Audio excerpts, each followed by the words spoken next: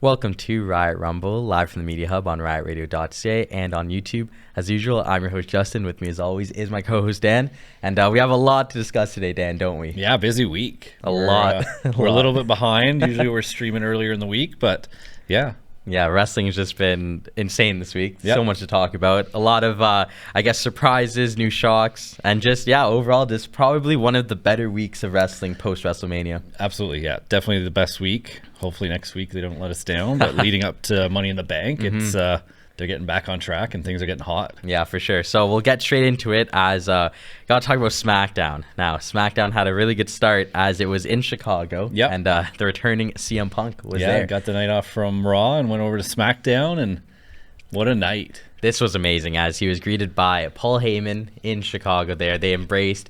And this was so cool because we haven't seen them. Obviously, we saw them together at the Hall of Fame, but that's kind of like a non-canon event, if you will. We haven't really seen them on screen together since CM Punk's come back. So yeah, was absolutely. Nice. The crowd went wild, but the tone changed real quick when Paul Heyman told him why he was there, and he was concerned that the Bloodline were coming for him and they're going to take him out. Yeah. Heyman asked if he could do him a favor and leave, but then also if he could take him with him. I know, it was really sad. I was like, oh man, because obviously CM Punk's the original Paul Heyman guy, and he was right about that because the Bloodline would come out, they would attempt to attack CM Punk, but then who came to his rescue? Cody Rhodes.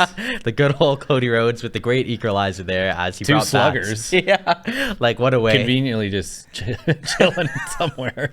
He didn't even come out through the main ramp. He just came out of the crowd with two bats. Gotta say, this photo, CM Punk, he looks good. I don't know if maybe he came back too early. I don't know if the WWE, Triple H, and CM Punk kind of had this planned out for a while, or if maybe he came in too quickly, which led to his injury. But he looks fantastic.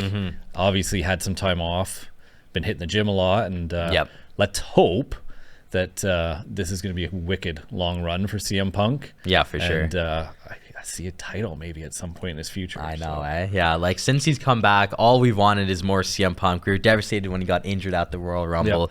And, I'm just glad that he could still be present, even though he's not, having official matches just yet. But, yeah, like you said, he's been hitting the gym, too. He looks good. You know, seeing him without that brace on is nice. And then if you follow him on social media, he's been posting, in the gym, lifting and whatnot. So that's always good. So and he's still spitting fire because a couple of the things he said, he called the Bloodline the fake Usos, and he called Solo, Elden will like this one, the cosplay tribal chief. Yeah, I got a kick out of that one. I love his pipe bombs. You could just drop them. So it was cool. They did tease, I guess, a little reunion there with Cody and Punk, as they did have a little bit of beef before, but then I think they squashed it. But yeah, so we'll definitely we'll return to that story because it was announced that later on in the night, Cody would be taking on Solo Sikoa in the main event. He did say to him he's already beat one tribal chief, so I wasn't too happy with that personally, but it did line us up for a good main event. Yeah. So in the meantime, there were some Money in the Bank qualifiers. What were your thoughts on these upcoming matches? So Bianca Belair, she defeated Chelsea Green and Mitchin. Carmelo Hayes got a huge win. I think his first win on the main roster, defeating Randy Orton and Tama Tonga. Big win for him to move on to the Money in the Bank in Toronto. And the final qualifier was Andrade defeated Grayson Waller and Kevin Owens, who got jumped on the way to the ring by the Bloodline.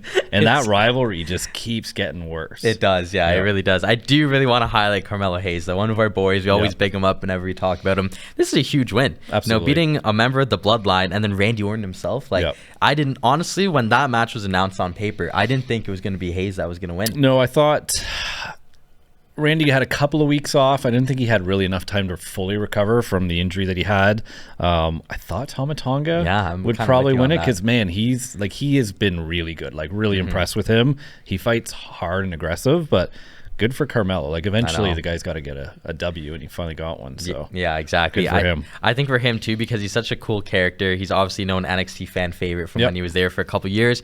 Now you're going to see him in not necessarily his comfort zone because he's obviously never participated in a Money in the Bank match. But to do that, making his I guess his big PLE debut for the main roster. Yeah, and I don't know if he's been in Canada before, so it could be a Canada debut unless he's been here before on NXT. But definitely his WWE debut in Canada. Yeah, so it's going to be awesome. So I'm excited for that. And then, yeah, just wanted to go to Andrade as well. You know, a returning superstar at the Royal Rumble. He left AEW, came back. Yep. And I think a lot of fans have been kind of not necessarily disappointed with his run, but he hasn't really done anything spectacular. They had a good tag match with the LWO against Dominic and, oh my days, and I guess he was with Santos Escobar. Like, again, that was such a forgettable story.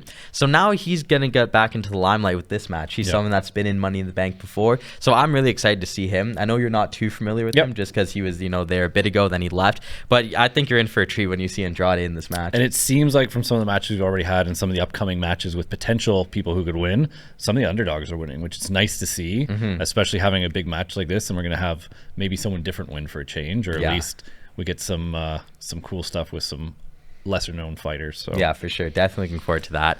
But then if you want to take it away, what would kind of happen in the middle of this show on SmackDown? They have a scene and you hear some banging on a ship in receiving door, and that door slowly goes up and you see Drew McIntyre standing over a bloodied CM Punk. So I guess CM Punk must have taken off and gotten out of the stadium after the Bloodline attack unscathed, and Drew McIntyre, who just quit Raw, but he quit Raw, or no, he's quit the company. Yeah. So here he is, 5 days unemployed. Later. Look at the thighs on that beast.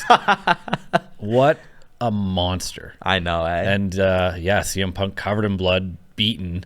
He picks him up over his shoulders like a sack of potatoes, walks him into the arena, onto the ramp, drops him, and this is a crazy shot. That's CM Punk. You could see him when he drops him. He's just blood on McIntyre's hands, blood all over CM Punk in his hair, his face, and boy, that was something. Yeah, this was definitely a turning point in the rivalry. You know, us here on Riot Rumble, we love Drew McIntyre, and you know, as much as we love CM Punk, we can't agree that, you know what, maybe he's done our boy Drew a bit dirty there.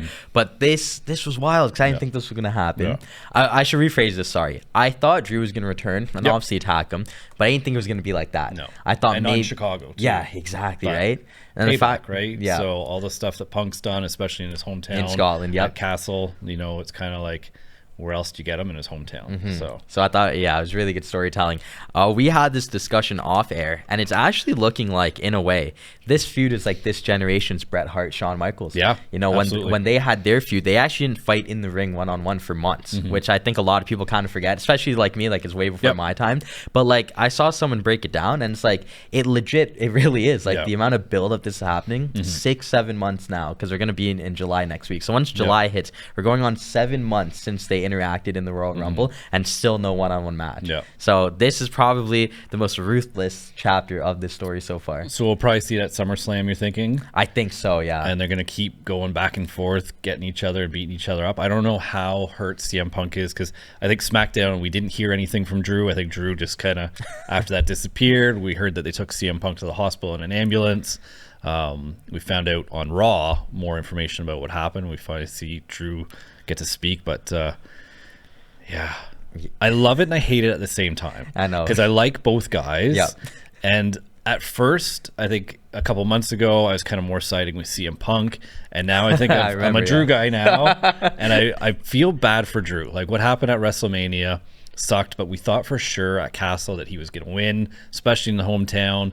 I felt like they did him dirty. Didn't blame him for coming back and quitting. Saved him because he wasn't there for the Wyatt 6 attack. I know. But then this is some big payback. So I don't know. Do you think CM Punk's actually like hurt? Do you think he just got bloodied up? Do you think CM Punk will be back? Do you think this might extend his injury, new injury? What do you think? Yeah, it's, you know what? And like, we'll get into more on it, but I do think, though, just like my original point that I'll say now before I elaborate, is I don't think we will see him until the next PLE. So Money in the Bank. I don't think we'll see him on Raw. I don't think we'll see him on SmackDown tomorrow, and then next week SmackDown in Toronto, I don't think he'll be there. So I think if he does come back after that attack, it has to be at Money in the Bank. So yeah, we'll get into more of that. But until we do, though, the next kind of thing I do want to discuss is that we finally had LA Knight and Logan Paul. Yeah, finally in the ring together. After LA Knight was in his swimming pool, and that really ticked off Logan Paul. But yeah, LA Knight had a segment doing his typical talking, and out of nowhere rolls into the ring Logan Paul and just absolutely obliterates him with a right hand. Nuts. So And that was about it. It was quick, painless, no real talking. Logan Paul just kind of got all jazzed up, punched him, and got out of there. So, yeah, exactly. Do we know when we're going to see these two fight? Is it at Money in the Bank? Well, Can't remember now. Yeah, check my notes.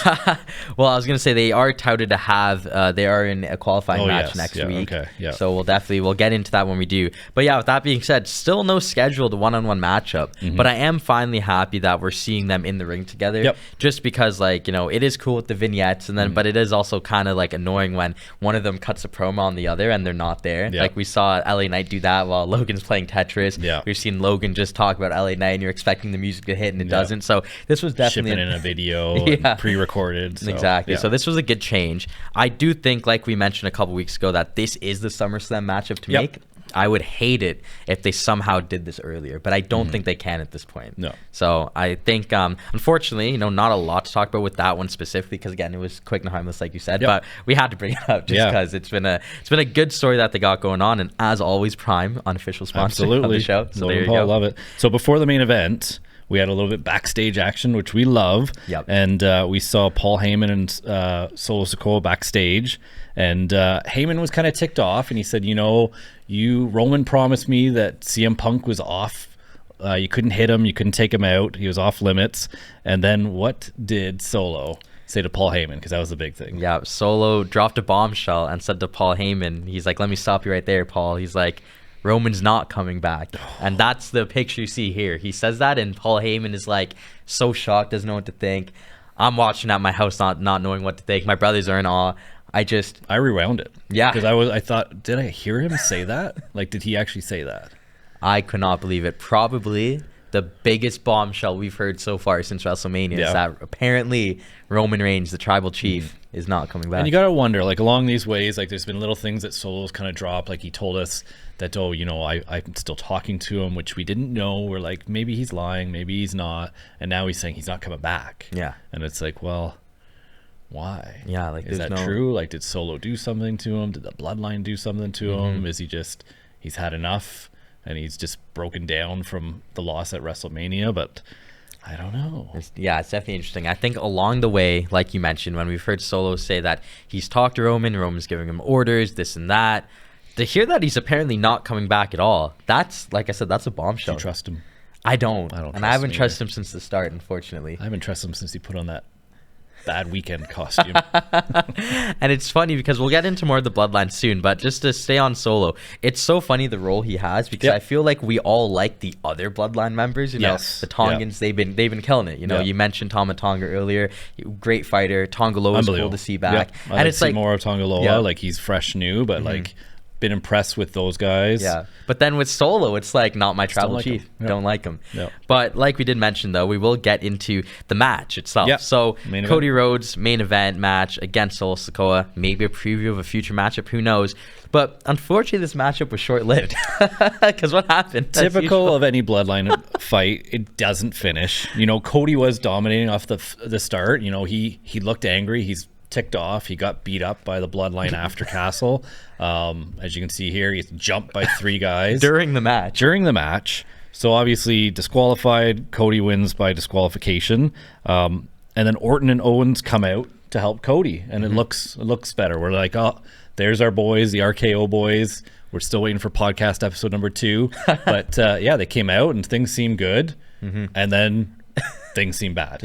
And what happened? The craziest thing ever. So they're ready to attack Solo 3-on-1, and Solo's begging them to stop. And then next thing you know, his look of fear turns into like more or less like a look of realization. Like the Joker, almost. Yes, it was crazy. Then he starts smirking and laughing.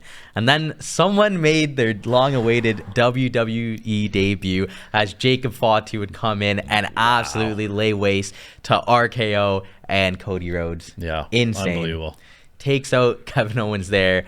He spears Randy through the barricade, and then ended off by squaring up to Cody Rhodes, taking him out, and giving him the patented Samoan splash through the table. Oh man, as they call him, the Samoan werewolf is here. I think Paul Heyman's reaction to this was everyone's reaction at home in the stadium. We see the guy wearing the Yeet shirt, you know, next to the Prime bottle. He's looking like just so shocked. I was going crazy at my house. I could not believe this. And they've hinted at this for a little while now. You know, I've talked about it for like weeks, months, possibly. So we know they're going to add more members to the bloodline. They might not be done yet, but like, what a scary member this is to add. Yep. And what this does, I don't know. So just before this photo took place, we saw Tama Tonga and Tongaloa look bewildered, confused, almost maybe a little scared. Yep. As Fatu and Solo stepped up at the exact same time and put their hand up at the same time, which is very odd because previously Roman put up his hand and everyone did it after. And they kind of did it at the same time. I don't know if that's accidental on purpose, but they almost seemed equal side by side. And Tama Tonga just a couple weeks ago got anointed as the right-hand man.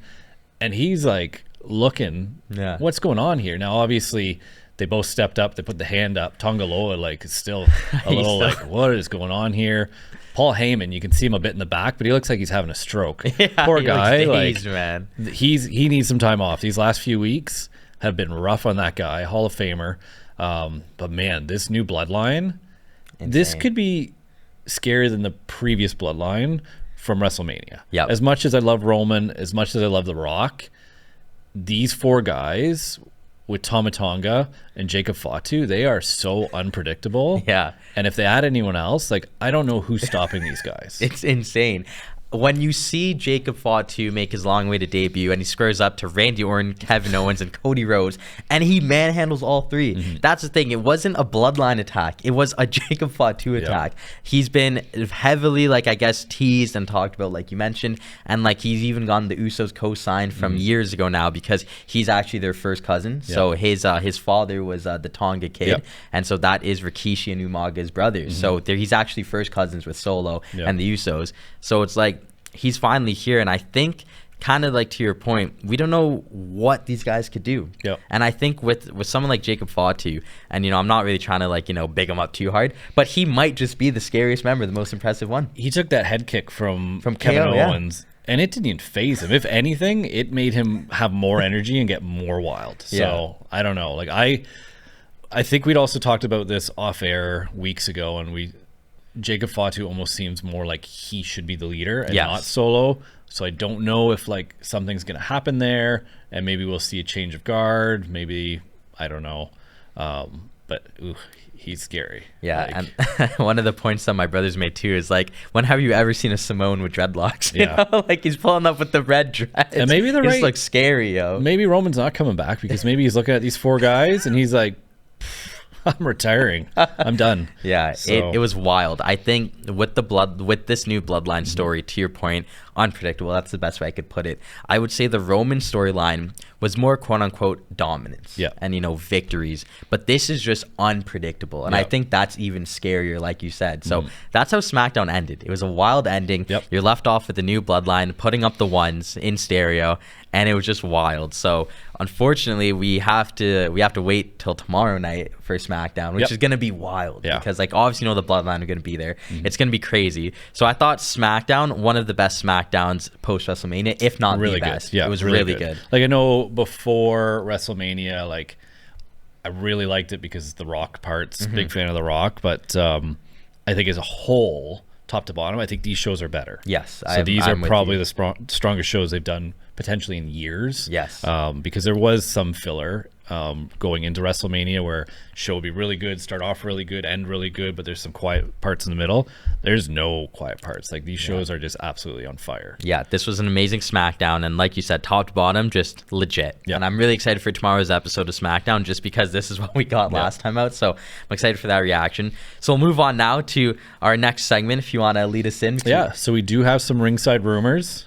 Ding, trademark ding. it. Amen. Sound effects. So you've got some more bloodline rumors? Yes. So it's been heavily rumored that there might be a name change, a trademark WWE name change, as apparently the new leader of the bloodline, Solo Sikoa, is getting a bit of an upgrade. So the rumor on the street is that he's actually going to be changing his name from Solo Sikoa to Caesar Sikoa.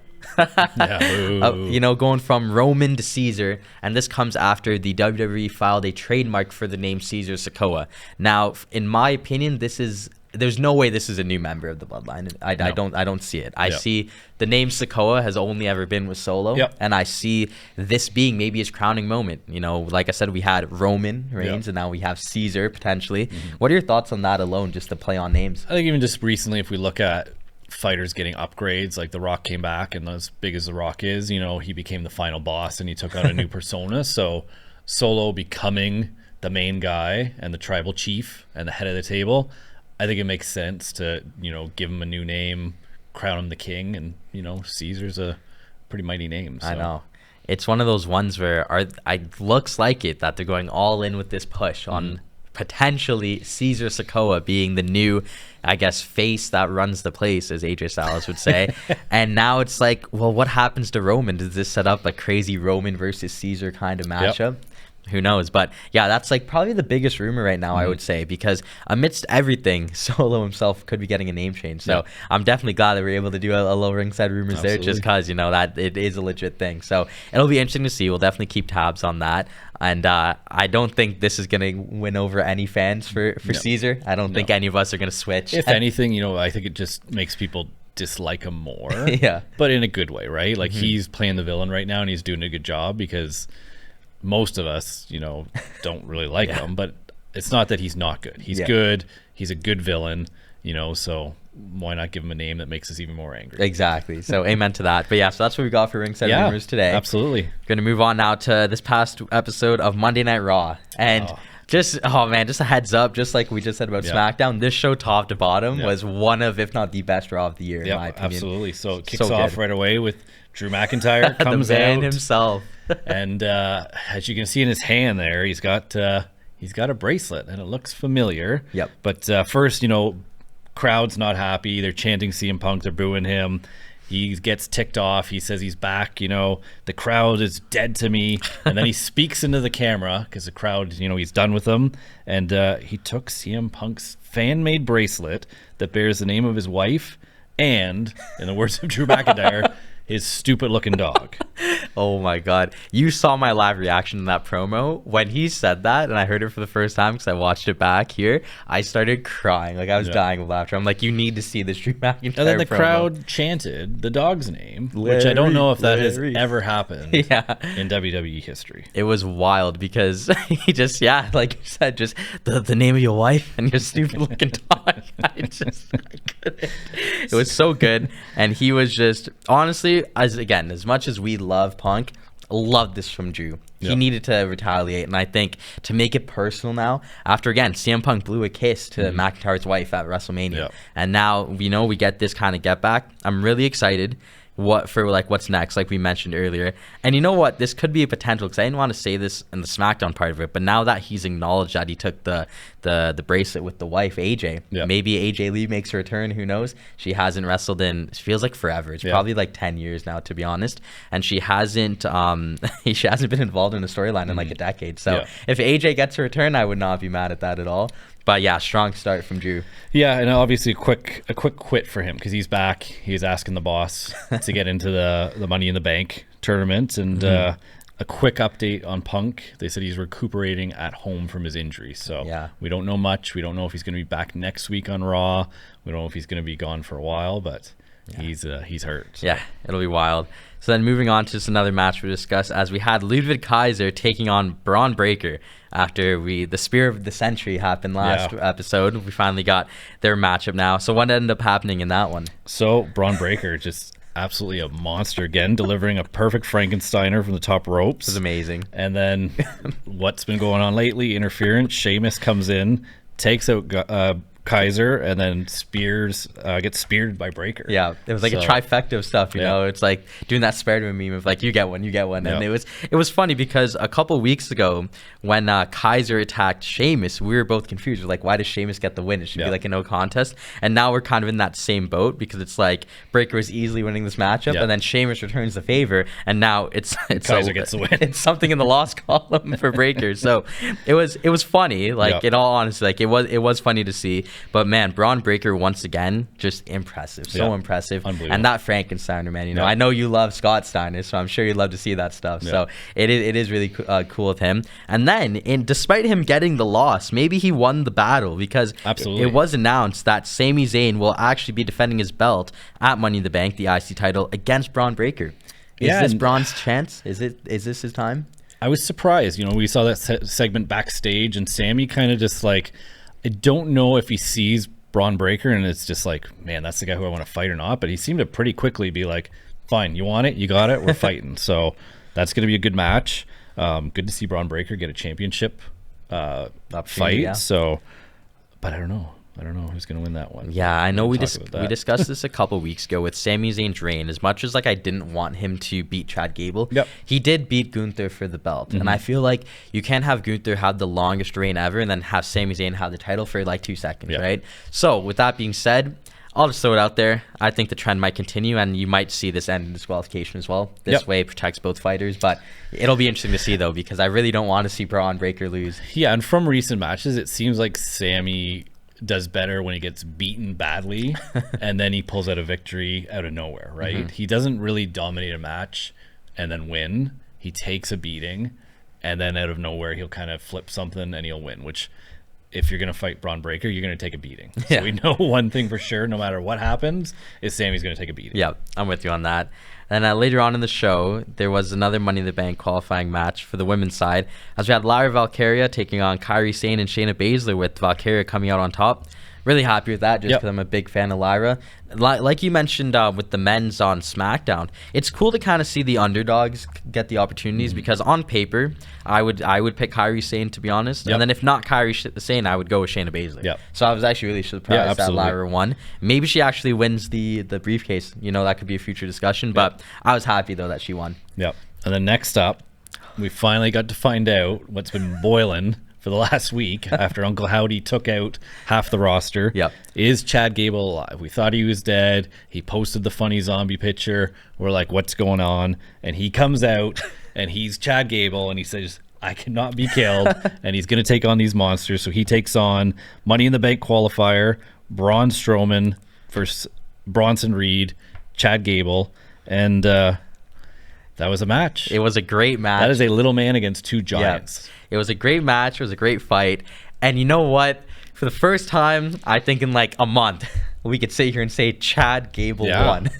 He finally gets a win. Months of torment and disappointment. A little bit of help from the Judgment Day, as the Judgment Day would come out and then distract Braun Strowman. And this left Bronson Reed vulnerable, which saw Chad Gable hit a pretty moonsault. Oh, unbelievable. Unbelievable moonsault to get the 1, 2, 3. It's interesting, too, with the fights that Chad Gable's had over the last couple of months. He's always losing because he's trying to include Otis and get the Alpha Academy. Obviously doesn't have the Alpha Academy by his side, as they left the week before and they said they're done with him. So he's focused. He has no distractions. He pulls out the victory. And then what happens after the fight? Oh, man. The lights kind of simmer down there. They go dim. We hear that piano that we heard last week when the Wyatt 6 debuted. But then this time, Chad Gable is greeted in the ring by Sister Abigail. He looks dazed there. The fog was coming in the ring. That piano was going. The fireflies were out. And you said this off camera to me, and it really made me think about it. Chad Gable then, in and around this time, was really feeling that wound on his head. I think right here, I think he literally, within seconds after, he puts his hand up to that head and starts kind of looking like dazed and confused. And you've got Sister Abigail crawling in like the ring behind him. Terrifying. I don't know how they got the smoke in the ring so quickly, because that seemed real fast. But yeah, he turned around, sees Sister Abigail, panics, scrambles out of the ring and takes off. And then Sister Abigail goes over to Michael Cole and hands him a box. And then she just like slithers out of the stadium. It was wild. It was one of those ones where they're kind of breaking the barriers between, I guess, WWE horror and just horror. You know, this doesn't feel like, oh, okay, this is just like a storyline they're putting on to make us feel scared. No, this is like scary. I don't like this, you know, like it's trippy. And I think they're doing a great job. And the way Sister Abigail kind of moves towards Chad, and like I said, he's going like this, and he turns around and she's just there. So at that point, he doesn't even realize that she's in the ring. He just sees all the smoke, and it was wild. So like you mentioned, there was a box that was given. So what happened was too is that Gable now sees Abigail and leaves. Yeah. So that's good. You know, he got out. Our boy is safe. But then Sister Abigail goes up to Michael Cole and gives him a box. Yeah. And I thought this was so funny because Michael Cole actually had to have security pull up next to him there on his left and right. Sting shirt back there. I know. Yeah, that's an awesome shirt. And so when he opened up this box, it was actually a VHS tape. Yeah. Which is gnarly. Sure, that's a throwback for both of us. He had to like quickly explain to the viewers. Some people don't know what a VHS tape was. But yeah, he picked up the tape and he's like, we have nothing to play it on. We're gonna send it back to the video room and see if they've got something. And you know, fast forward a little bit, we find out, and they play the tape, and it's man, a whole lot of feelings, like heartbreaking, sad, scary. We see Uncle Howdy talking to Bo Dallas. Bray Wyatt's brother. Bo Dallas is Uncle Howdy, so super creepy, super scary. Obviously, split personality stuff going on here, and it was intense. Yeah, it wasn't what I was expecting. It was. I was wild. not expecting for Uncle Howdy to ask the questions, right? Like right off the bat, he says, "How did it feel when your brother died?" And I was like, "Oh, like what a way to start." Yeah. It was nuts. And like what I will relay on this too is that we see this photo here.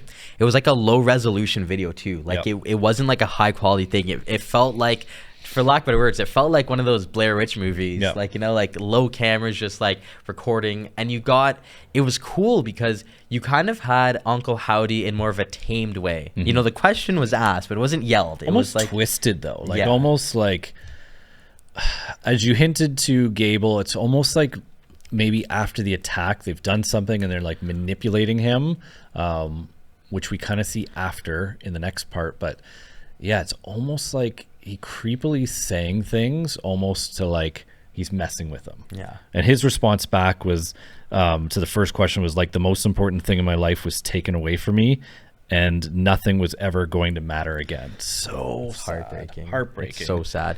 You know, oh man, it's like, it's one of those ones where, like I said, this doesn't feel like a wrestling storyline. This feels like I'm watching like a horror movie or like a mini series. And to that, like you said, like when Sister Abigail came in, the way everything was going, the camera movement, everything kind of changed. It seemed like we're almost watching a movie at a horror scene. Then it flips to this, and it's like we're watching something out of like a Rob Zombie movie. And even in between the segments, they've been popping up these cool little feature videos on all the wrestlers leading up to Money in the Bank, and like production value has been unbelievable. But after he responded about like nothing else matters, Bo Dallas kind of changed. Yeah, he did. And he kind of started getting angry, and he started saying some stuff and getting a little more like a little twisted almost. And you kind of saw him, I guess, turn into Uncle Howdy, if you will. Yes. You know, what I appreciated a lot about Bray Wyatt and The Fiend is that they weren't the same character. You know, you saw Bray Wyatt talk about The Fiend as like him, or like he's coming, or like he's not happy, he just wants to play. But then like you would see Bray Wyatt kind of go from Bray Wyatt and be twisted, and then he would be The Fiend without the mask. He'd be like run, or like all that stuff. So it's cool to kind of see Bo Dallas also have that, because like, you know, they're brothers. Like, and it was really unfortunate that they couldn't do the storyline together. But to see the interview kind of go from Uncle Howdy interviewing Bo Dallas to Bo Dallas essentially just talking to himself was nuts. Like, it was wild. And we kind of maybe get a hint at what the Wyatt Six are up to, as he says, you know, we're gonna make them remember. So I think I guess that's what they're gonna do. They're gonna make people remember Bray Wyatt. They're gonna remember Bo Dallas, and they're gonna remember the reign these guys should have had, because they really should have, right? They literally got to the top of the hill, and then it was all taken away from them, which he says. And you know, I think we're gonna make you remember, and it's gonna be terrifying. Good. The fact that, like, you know, we have the Bloodline storyline, we got CM Punk and Drew McIntyre, and now the Wyatt Six storyline. Probably three of the most, like, the best simultaneous stories I think I've ever seen in wrestling. I haven't seen three storylines like this kind of happening at the same time with little to no effect on each other, because you know, like you mentioned, the Wyatt Six are just trying to make people remember. The Bloodline are dealing with, like, you know, the Bloodline, and then CM Punk is kind of fighting Drew McIntyre. So they don't really intertwine. So it's really cool to see that. And like we talked about last week too, is these things are all leading to all these growing factions, and we've got factions pulling apart, new ones getting back together, which leads into part of the same story is then Gable goes backstage. And after he touched its head, he came to that fight talking about being, you can't kill me, I'm fighting monsters. And then after Sister Abigail came out, he went backstage and he seemed to kind of go back to the old Chad Gable. And he found the Alpha Academy and he apologized. He said, I haven't been really good.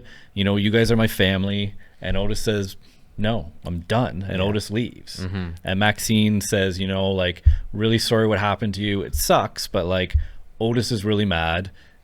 At least there was a maybe in there. Said maybe, he'll forgive you, but the Alpha Academy's done. And then he turns, and you've been predicting this for months. Yeah.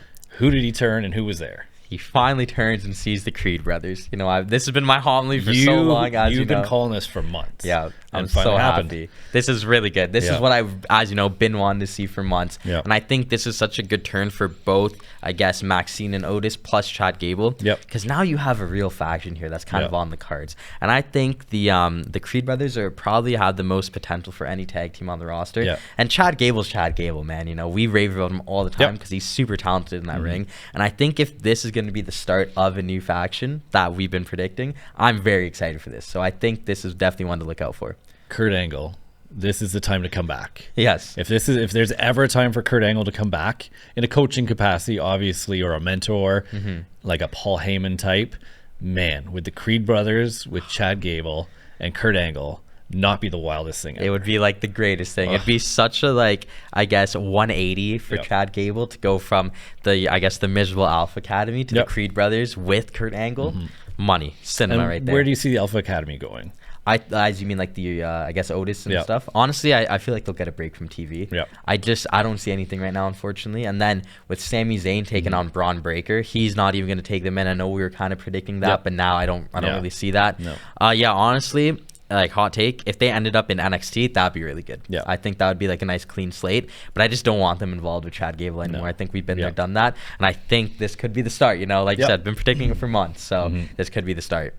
So we'll move on now to just a match we want to touch upon as Kofi Kingston finally faces Karrion Kross of the Final Testament. And I feel like we've been getting teased with this for too long now, but it finally happened. Didn't disappoint.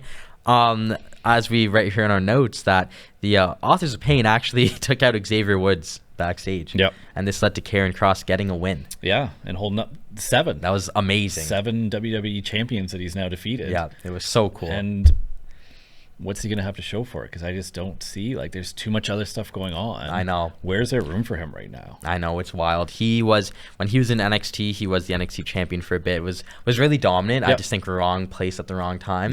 But yeah, puts up the 7, and then it's like, 7 former champions, like you said, but absolutely no room for him. I don't, like, the room would be the IC title. But now that's Braun Breaker. And then if you flip it, he can't fight Logan Paul because LA Knight's. Do you maybe think that was unscripted and that was kind of like a, hey, Triple H, like, look at me? Like, maybe, honestly, because it was fast, too. If he was like this, and he just put it down. So it was quick. But I'm a huge Karrion Kross guy. And I like where this story is kind of going. But like you mentioned, there's just so much going on. Yeah, absolutely. So much going on, for sure. So then, what would happen after that, though, on Raw? So we did have something else, too, is we had Priest come out and have a little bit of a little ring moment. Yes. And got interrupted by one of our favorites. Yes. Seth freaking Rollins came out looking like Cruella DeVille from 101 Dalmatians. This guy, nobody dresses better than him. Amazing. He's an absolute stud. The crowd loves him. Yes. And Damian Priest absolutely accepts that and appreciates that. Yes. One of the things I love about Priest is every time Seth says something wild or the crowd goes crazy, he smiles, he acknowledges it, he nods his head. Some wrestlers kind of, you can see it, they get a little annoyed. They're like, oh, I want them to cheer for me. But Priest knows that Seth Rollins is an absolute legend. Yeah. And Priest might get there one day. He's definitely moving in the right direction. But yeah, this is cool. So these two definitely respect each other.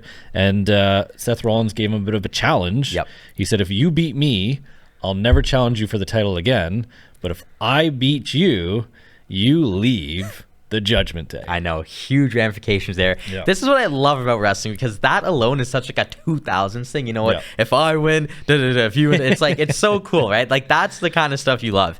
And you know what, to your point, like you said, these men respect each other. And I think this photo is probably the best photo to get of that. You got Seth Rollins kind of just like doing his trademark laugh, but you know that face on Priest isn't a look of disgust. It's a look of respect. Yeah. So this is really cool because Priest did say, yeah, I have no issues doing that because I gotta remember, yeah, I'm the champion. I'm the champion. They're not. The Judgment Day need me more than I need them, which is wild. But you know what? To his point, he is El Campeón. He is the champion. Absolutely. So this kind of is a nice segue to, I guess, the main event of Raw, because it was kind of funny that he said that because then the Judgment Day were actually awarded short-lived his statement a tag team championship matchup. So this is really good here because they would take on Awesome Truth, and this was actually a match that was helped made by Liv Morgan, which I do want to touch upon really quickly. So Liv Morgan, she was in the ring with Zelina Vega. They were cutting their promos, but then as soon as that was over, she was right back on it. Makes this match possible, convinces Truth. Yeah, and like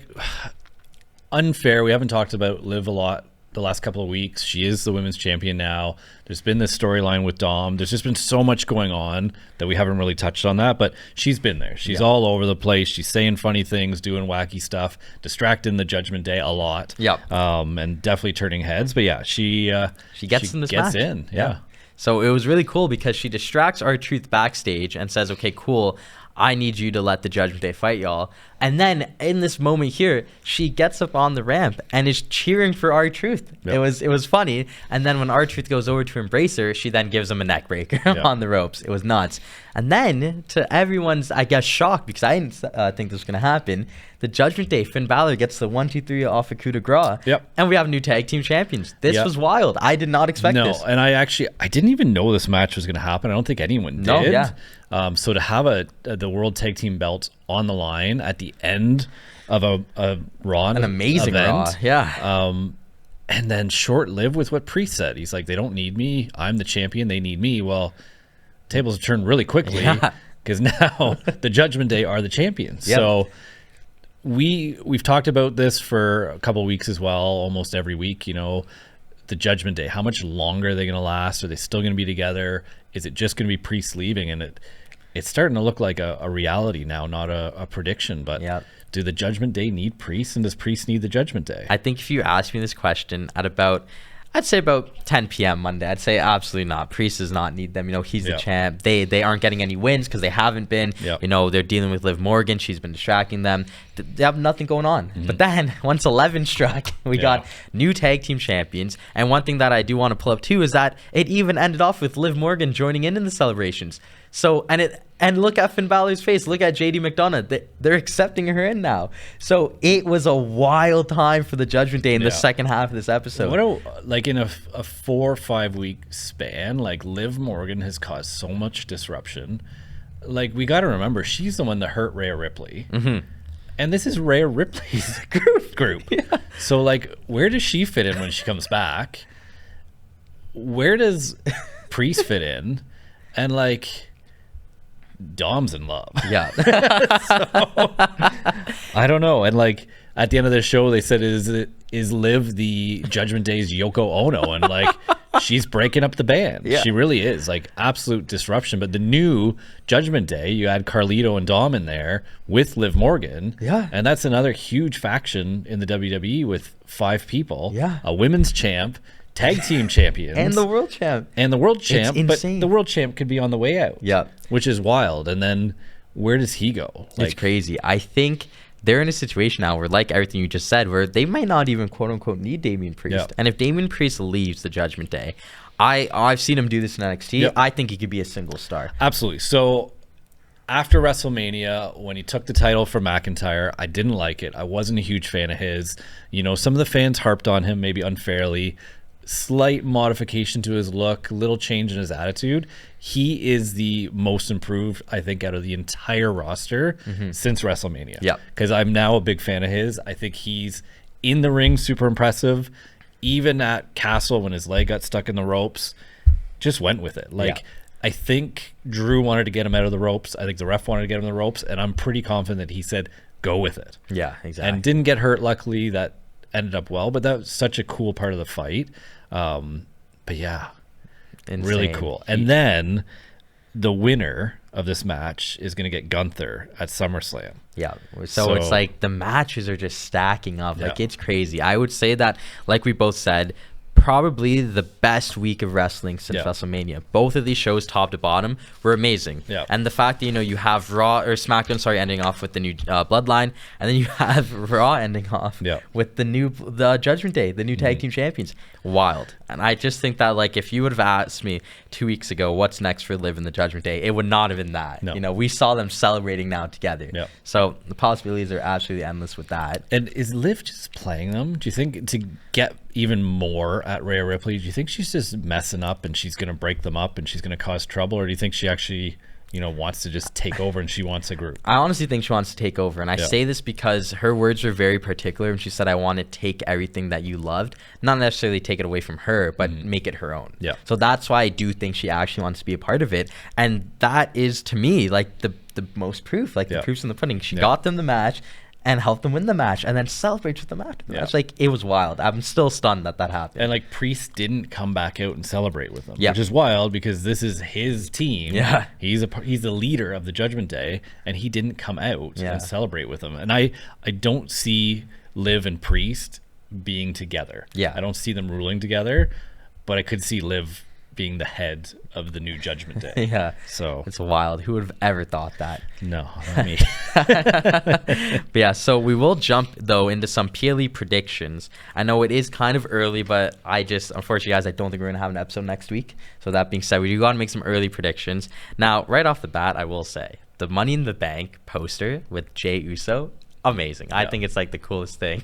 Got the Yeet in the Bank live from Toronto, Ontario, Canada. So it's really close to home for us in our backyard, essentially.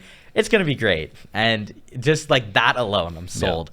But right off the bat, though, we do have a little bit to talk about with that Money in the Bank match, as currently we know it'll be Jey Uso, Carmelo Hayes, Andrade, Chad Gable, and then 2 other superstars in this match. Now, right off the bat, Dan, I know the match isn't complete, but do you have like any predictions for this? Do you think it'll be any of these men? It seems like it's the battle of the underdogs, right? And the other 2 matches that we have for the qualifications, we got so we actually do have a triple threat on next SmackDown between LA Knight and Logan Paul. I did forget that they're actually going to fight. Yep. And Santos. And then the other fight on Raw next week is Drew McIntyre, Ilya Dragunov, and Sheamus. So traditionally, you're picking the biggest guys, but the way this tournament's been going, maybe some of these underdogs are going to get in. Maybe you see Santos Escobar getting in. Maybe you see Sheamus. Sheamus hasn't really had any big victories or anything since he's come back, but I don't know. I'd really like to see Jey Uso win. You know, we've been for months saying, when is Jey Uso going to win? I think since our first episode, we wanted that. But then also you look at like, this would be huge for Carmelo Hayes to win. And Chad Gable, like, he said now that he doesn't have the Alpha Academy, like, maybe the Creed brothers, that helps him go. But like, I could see Logan Paul win. I could see Drew McIntyre win. Like, there were so many people in this that could win that I don't know who's going to win. So I'll pitch you what I think. So this is what I was kind of teasing when we mentioned CM Punk. I do think Drew McIntyre is going to win his match. And I think he's going to be touted to win. He's going to be climbing the ladder. He's doing it. But then we're going to see the returning CM Punk. I'm done.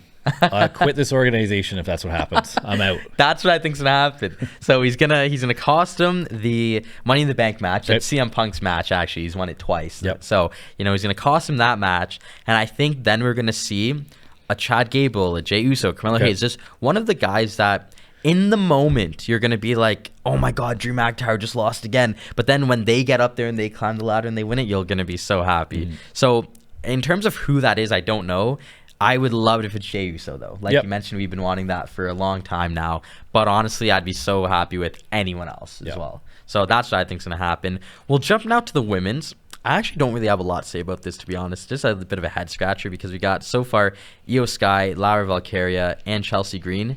Now, we're just in a situation where I'm kind of like, can someone win and just beat Bayley? Yeah, exactly. And like the other 3 matches, so we got 3 spots still to be determined. So we've got Candice, Jade Cargill, Tiffany Stratton is 1 match, and then Blair Davenport, Hartwell, and Naomi is the other match. Oh, and there's one more. There's 3: Dakota Kai, Ivy Nile, and Zoe Stark. Okay. So I don't know. That's a lot of people. That's a lot still to be determined. Yeah. The 3 names already guaranteed. Lyra, she's had some big victories lately. Yeah. The match is upcoming. We haven't seen Tiffany Stratton a lot in the last couple of weeks. Yep. She was really trending up. Jade Cargill, we stopped betting against her for a while, and then now she's lost a few, so I don't think so. This one's really like it's a coin toss. It is such a coin toss in the sense of like me and you are both looking ahead. We're like, whoever wins, just beat Bailey, and then take over SmackDown because I don't want Liv Morgan to lose the belt. Yeah. So that being said, that's all I got for that one, to be honest. So now we'll move on to just quickly. We got Damian Priest versus Seth freaking Rollins. A lot of ramifications. Yep. It's gonna be a great match, and we got the poster up there. It's looking gnarly. Yeah. And oh man, knowing that the winner of this is going to take on Gunther at SummerSlam is just insane. Now, with that being said, who do you necessarily want to win? Not necessarily who do you think, but who do you want to win this match? I would want Seth freaking Rollins to win. That's my want. The fact, though, that he hasn't wrestled since WrestleMania, he's coming back from surgery, he's going to have some ring rust, and that Damian Priest hasn't lost since WrestleMania, I would expect Damian Priest to win this match. Mm-hmm. I'm with you on that. I actually have the exact same opinion, so I'm not going to repeat everything you just said. But with that being said, though, right, it's like the idea of Seth Rollins coming back, winning the belt, it was like in this magnitude 2 weeks back, is the most Seth Rollins thing ever. He's done that before. It's Seth freaking Rollins. Like you said, absolute legend, first Battle Hall of Famer. And it's almost like you want to look ahead and you want to say to yourself, Seth Rollins versus Gunther is kind of a dream match. I would say that's one of the best matches you can make. So I'll pitch this to you. As much as everything we just said is true, what if Liv Morgan cost Damian Priest the match and now he has to lead the Judgment Day? Yeah, and that could be a possibility. Yeah. So didn't think about that after what we've said in the last 10, 15 minutes. That's highly likely. Yeah. So she's trying to take over. What easier way to get to be the head of that group than to get rid of the getting head. rid of the head. So yeah, I think you're right. That could be very interesting to see Liv help Seth Rollins, but obviously it's a selfish move. Becky would be sitting at home. I was gonna say. We just heard she's on hiatus. I think it was Triple H this week said that she's on hiatus right now. Obviously no contract. I think she wants to take some time, be at home with her family. How Liv Morgan would that be to not only get at Rhea Ripley, but also get at Becky Lynch in one fell swoop? Yeah, insane. By putting her husband on the title and then destroying and taking over the Judgment Rhea Ripley's Judgment Day. Yeah, so that could be a possibility. That's what I'm going to go with. I'll lock that in. I like so that. There you go, eh? And quickly we'll discuss Sami Zayn and Braun Breaker. Now, we did mention it before. Pretty much the same thing we said. Sami Zayn is going to take a beating. We know that. It's just a matter of who's going to win. I would like to see Braun. But that title, man, like Gunther made it so prestigious that I don't know if I want to see Sami Zayn lose it already. But if Braun Breaker picks us up, prediction-wise, I think he'll have it for 200-plus days. Yep. No, I think Sami's been a good champion. I think Montreal really solidified that for me when he walked through the stadium and walked out in the streets, and Montreal boy in the Habs Stadium. So I think the right thing would be for Sami to win. I'd love to see Braun just give him an absolute beating. And then, I don't know, is maybe Sheamus interferes, maybe somebody else gets involved and helps out, but yeah, I think Sami will take this one too. Yes. And then now the presumed main event that you actually told me about today, so I didn't even know this was going to happen, but we have a blockbuster 6-man tag match between Cody Rhodes, Randy Orton, and Kevin Owens taking on the New Bloodline, which will consist of Solo Sikoa, Tama Tonga, and the third member will be either Tonga Loa or Jacob Fatu. We don't know yet. It's presumed that it will be Jacob Fatu, hopefully, because he did give them a beating. But what a blockbuster match. And I'm not a math major, but there are 7 guys there, like you said. And when they announced it, I was a little confused. And I don't know who's going to be in or who's not going to be in for the Bloodline. But yeah, if I was Solo, I would take myself out and let those 3 monsters fight on behalf of me. Yeah, but I didn't even think about that, actually. Yeah, but I don't know. Maybe we can presume that this is actually going to be a 7-man match. Yes. Officially on the cards, it's going to be 3-on-3, but that extra man from the Bloodline is going to interfere in this match in some way. And if they do, who do you think could be the fourth man for Cody Rhodes and the RKOs? Oh man, that's a great question. I actually like. Oh man, I have no idea. That's really good. It can't be Roman Reigns, right? But, I wasn't even thinking. So I was more thinking Seth freaking Rollins. Oh, okay, yeah. But oh man, could you imagine that? Could it be? Now we've talked earlier today, and we both kind of thought, oh, SummerSlam's maybe when we see Roman Reigns back. We probably don't see him before then. Yeah. We probably don't see him fight at SummerSlam, but we probably see him come back for some reason. But. Mm-hmm. Oh man, could this? And maybe, I don't know, maybe that's what's planned. I don't know if that's gonna be delayed now, obviously with the passing of his father, but another take I have for you. Imagine that. Like, it would be crazy. It would be, but maybe one more realistic thing is actually Jimmy Uso, because we haven't seen Jimmy Uso since Solo Sikoa and Tama Tonga took him out. So that that's probably a more realistic approach. Okay. I would say put up the ones, baby. But maybe they save that, like you said, because I don't even think he'll fight at SummerSlam. But this could be time for Jimmy Uso to come back. And now you got hit from his point of view. It's like, you got my cousin in here over me. Yeah. You took us all out. Our family, friends, and cousins are now the bloodline. Mm-hmm. That's what he's saying to his brother, Solo Sikoa. So that could actually be it. But it's going to be a wild match. And we touched on a couple times about where's Jimmy. Yeah. When Jay took him off that top riser at WrestleMania, and they both kind of a little bit of the table, a little missed table, but we have not seen him at all since then. Not even on social media. I've gone on like his Twitter. I've gone on Instagram. I don't even know. Where's Jimmy? Yeah. So maybe Uncle Howdy got him. Maybe that was his first Maybe he one. Confused the twins. He's like, this guy took the Fireflies and they got him. But in terms of who's going to win, now I hope it's the new bloodline. Yep. Just because I'm sorry, Alden, he's shaking his head. I just don't want to see them get buried. Yep. However, like you said, it's labeled 6-man tag, but it's really going to be 4-on-3 for sure. Yep. So yeah, boss, I think that's all we got for today. Man. Oh man, good great show. again. So much to talk about. So much. Probably like we said from the jump, one of, if not the best week of wrestling of the year. Unfortunately, guys, no show next week, so I'll make sure to post a lot more clips on social media. But yeah, so those are our PLE predictions as well. Big segment there. I'm definitely excited because the next time we have a show, a lot could be changed in the WWE landscape. Yeah, we'll be coming back talking about Money in the Bank. Yep. Maybe a couple quick highlights on whatever was missed on Raw and SmackDown before then, and we'll have a Raw after Money in the Bank as well, so there's going to be lots to talk about. Going to be really good. Thank you once again, as always. Thank you. Thank you guys for watching. Don't forget your follows on social media at DCSA Media Hub and on our personal Instagram at Riot_Rumble. My name is Justin. This is Dan, and thank you guys so much for watching live from the Media Hub on RiotRadio.ca and on YouTube.